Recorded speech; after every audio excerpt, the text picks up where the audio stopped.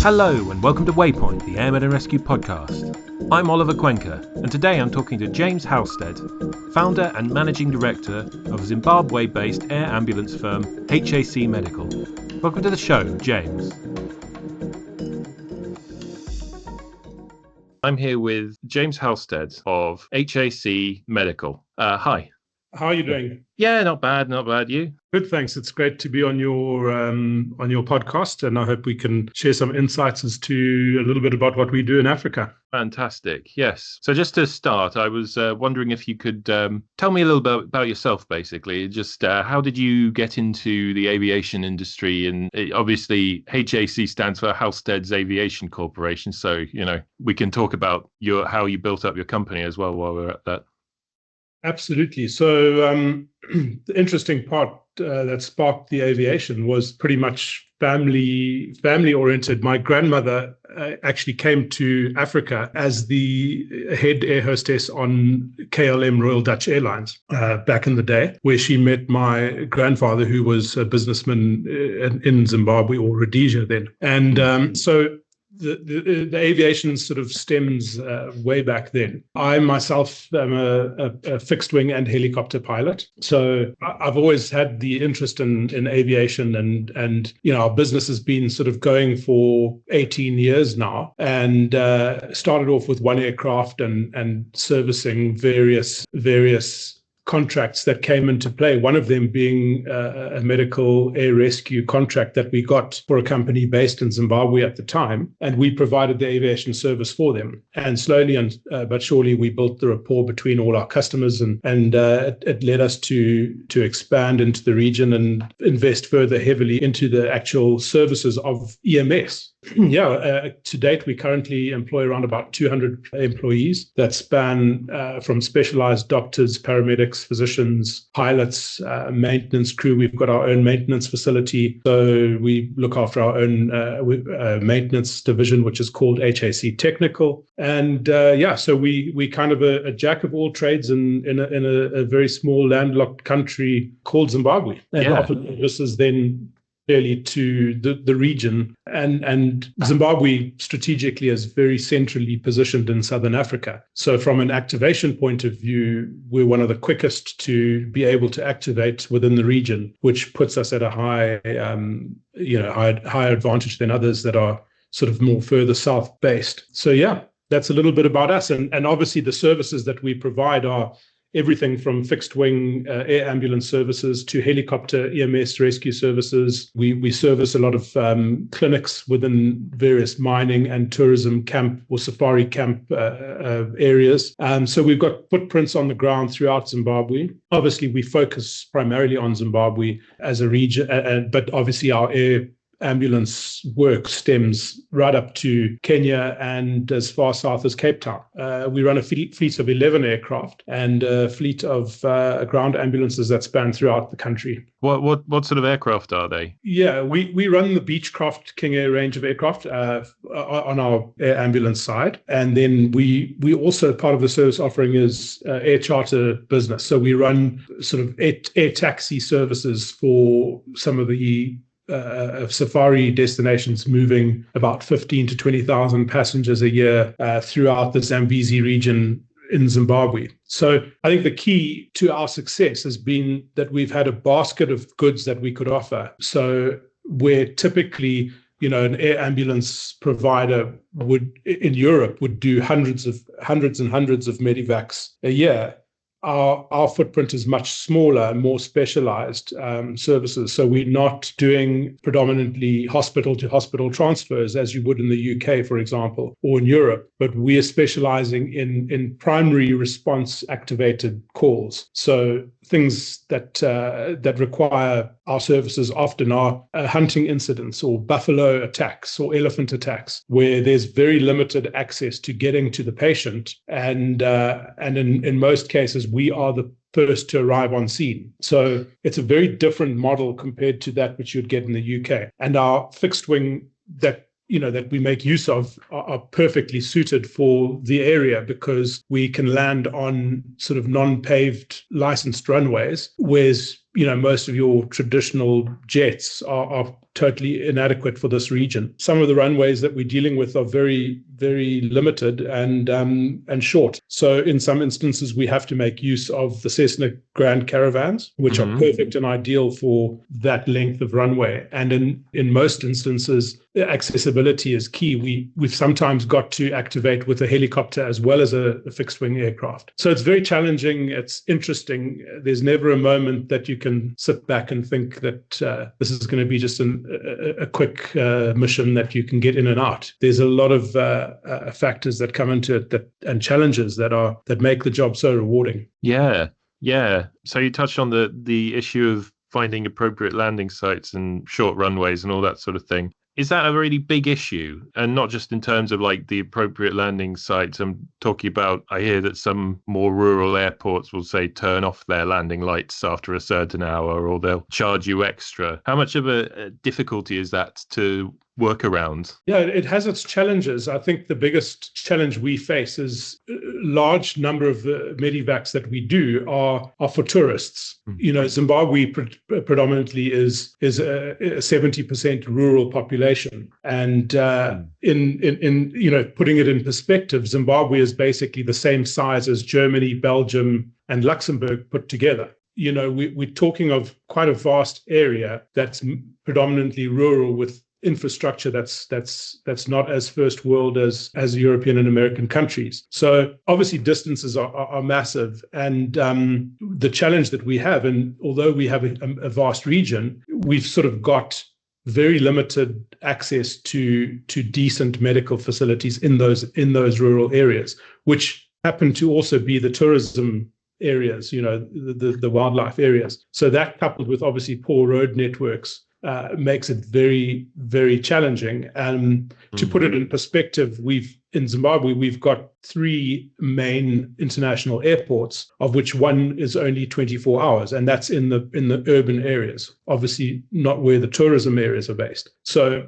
it becomes challenging for us because when a case comes through, either as a primary response that we get called out on, or from a insurance perspective, if they've called us for the call, they typically only want to activate once they have clinical information. Now, in these rural areas where you have language barriers, inadequate medical facilities, and difficulties in actually getting proper clinical information sent through, activation times are further delayed.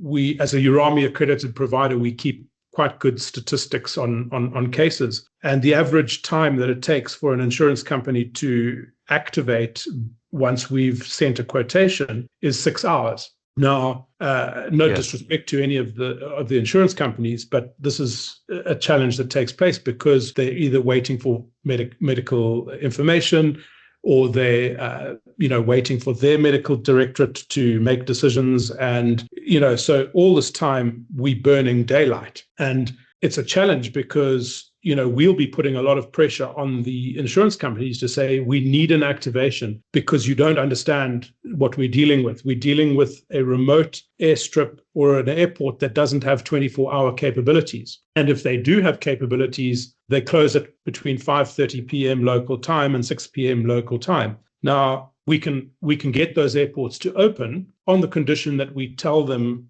that we have the case before they actually close. If they closed, they closed. That's it. Right.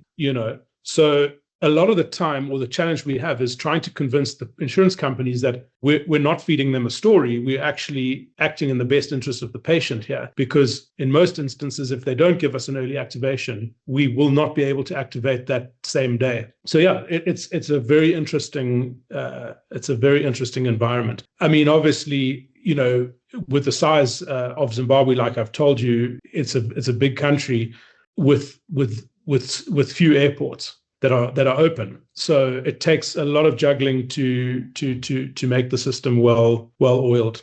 Yeah, but it works. It works, and fortunately, with us having been in the business for 18 years, the authorities know us well. They respect us, and we get the help that we need to. But these challenges happen, and we had a case that was a very interesting case where a patient had fell and unfortunately ruptured their spleen. It had gone undiagnosed, and the patient was due to travel to South Africa, which from the tourist location was roughly 2.5-hour flight.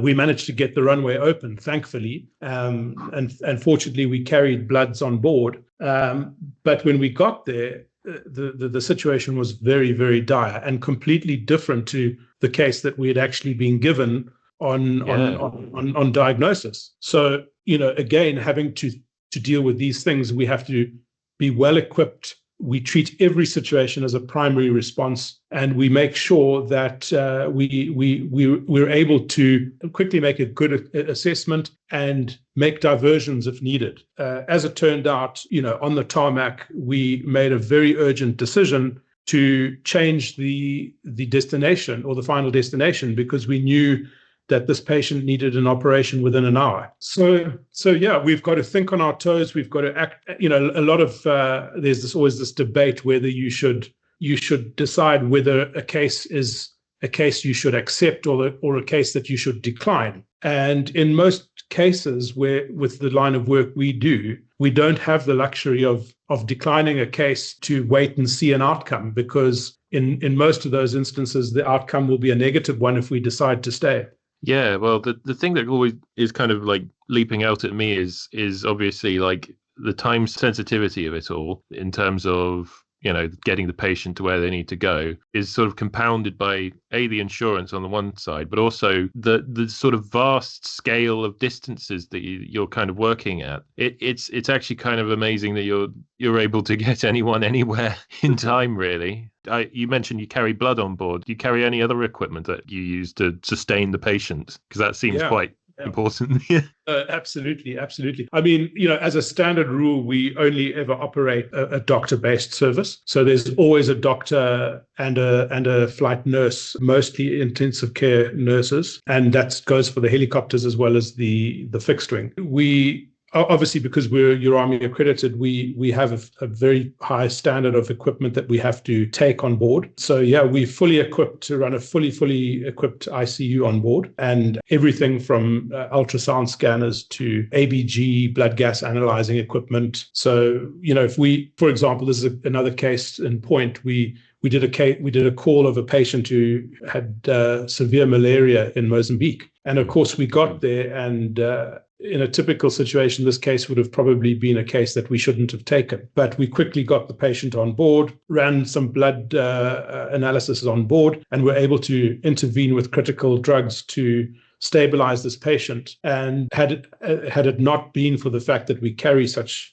equipment on board, we probably would have lost that patient. So rigorous training and a great team make the operation a success. Again, the time sensitivity is the key. An early diagnosis increases the chance of a positive outcome. And, obviously, sometimes we have challenges. Sometimes the time sensitivity is such that we cannot get into camp. And, in that regard, we just offer the support telephonically that we can give and activate at first light. Most of the safari tourism areas are very remote, and just to get to the airstrip is a 2-hour drive. So yeah, interesting. And one of the services that we do offer is we offer in-camp paramedic services. So a number of the camps that we have contracts with, we place paramedics on site. So it does help us to get a good, history, get a good diagnosis before we actually activate. And this has been sort of life-saving, and we found it's really been beneficial. Obviously, that coupled with training and things like that, we provide on-site training for the various camps that are in the areas we service. And all of that sort of helps to mitigate against these time-sensitive issues, Yeah. But I was kind of thinking about what you were saying about a lot of the tourist areas, the areas that a lot of tourists are going to are also some of the trickier areas to get medical attention. And I was wondering whether do you think tourists are aware of the risks involved, or do you think they sort of go into it somewhat blindly? It's a good question. I think inherently there's risks associated with any activity that one undertakes, whether you're traveling to Europe or to South America or wherever it is. There's always going to be those challenges. And I think that the more remote the destination, the more authentic the experience, the higher the demand for that area as a tourist destination. So, it's a catch-22. I think we have a good service, a good first world service that bridges the gap between having these things when things go wrong. So yeah, it's a payoff. And I suppose that's where we saw a bit of a gap in the market, and we're able to provide a good service that bridges that gap. Yeah, definitely. So as well as the domestic flights that you do, that we've talked about a fair bit already, you also do quite a lot of international flights, don't you, across all parts of Southern Africa, talking about South Africa, Kenya, Angola. I noticed you also go to places like the Democratic Republic of Congo as well. Is that ever that stood out to me, is because, like, obviously it's a very troubled country with a lot of challenges, but also just generally, do you ever have any issues traveling to countries that are maybe less politically stable when you're doing these kinds of missions? Yeah, it's a good question. Africa's a volatile continent politically, and challenges are always there. We have a good network of local providers in those countries, so we keep our ears to the ground and our eyes to the ground. We've got teams that work for us that analyze these situations prior to any missions taking place. So we tend to ensure that we only go to these areas if we do realize that they are safe to go to. Obviously, one of the biggest requirements is, number one, first and foremost, is the safety of our crew and our operation. Now, if we're going into a hot area, we've got to make sure that, number one, the insurances are going to approve us to do a mission into that area. The Democratic Republic of Congo is a tricky one, because certain areas like Lubumbashi are green areas. We were able to go in there no problem without even contacting the insurance. But anything north, east, or west, we've got to get case-by-case approvals in order to satisfy the insurance requirements to go into those areas. And obviously, as these political tensions come and go, so the regulations or the authorities give us permissions or don't give us permissions. So it is very tricky. Fortunately, I can't say that we've ever had, touch wood, a negative outcome as a result of being held against our will or anything like that. But I think we definitely do analyze the situation well before we actually just undertake a mission haphazardly. So yeah, fortunately, our range of operation, we do quite a few wing-to-wing missions, northbound missions, where we'll either go and do a tarmac handover in Kenya or Uganda, and work with other URAMI certified companies. And then our furthest south reaches Cape Town. So we're lucky that we do these international legs. And I think because of our location, it makes us strategically important for the region and provides that support with insurance companies. There's always hotspots, and you've got to manage it properly and make sure that you're well aware of where you're going before you do the mission. So a lot of planning takes place, and you have to run a 24-hour operation to be able to be on top of that, Yeah. Well, it kind of reminds me of when I did a first aid course. They told me the first step is always to check the situation, make sure it's safe before you go and assist a patient, because if it's not, then you're just ending up with two patients, and then you need help as well. Yeah, absolutely. I think the bigger challenges are actually getting your international flight clearances in these sort of more remote cross-border countries. Unfortunately, sometimes medical emergencies are not deemed necessary or not deemed their emergency. So sometimes it can take 48 hours or 24 hours to get a flight clearance. And a lot of the time, these so-called cabotage flights are not permitted in their countries. So if we have to go into port of entry and then have to go from that port of entry to another location internally, there's challenges surrounding whether we can actually have the approval to go there, because it's deemed a local flight. And and typically a local provider should be providing those services. So yeah, we have challenges, but the best part of it, we've been very lucky. So just to go back to what you said about local flights should be providing the services. Is that like a trade policy or something like that? I guess trying to nurture local aviation or something. Yeah, I think it is a trade policy. I mean, it's an international regulation, really, one of cabotage, which is a global term, which basically protects local providers from doing services within their country and is a term of trade. So but unfortunately in these areas, there's not many providers that can do a service. So, these are all issues that put delays in the pipeline, if you were to call it that. So yeah, it's important, therefore, to have good local partners in these various regions. So we invest a lot of our time in developing the relationships, particularly with third-party providers that we need to use. For example, ground ambulance service providers that are in country, cross-border, that we can't provide a ground ambulance to. We would make use of their service, equip it with our staff, and proceed with the mission to our aircraft, for example. So yeah, you just got to have good relationships and work well with everybody, I suppose. So in terms of the international flights, obviously you're already flying quite long distances, even for the ones within Zimbabwe itself. But is there a difference in strategy in how you would go about executing them? Differences in equipment, aircraft, whatever? Yeah, it has its challenges, particularly doing missions as far north as Kinshasa to the DRC. It's a good 4.5-hour flight from Harare, and the biggest challenge is time of day. If we, and COVID had a huge play in this field because a lot of the runways and international airports ceased to operate during those COVID periods.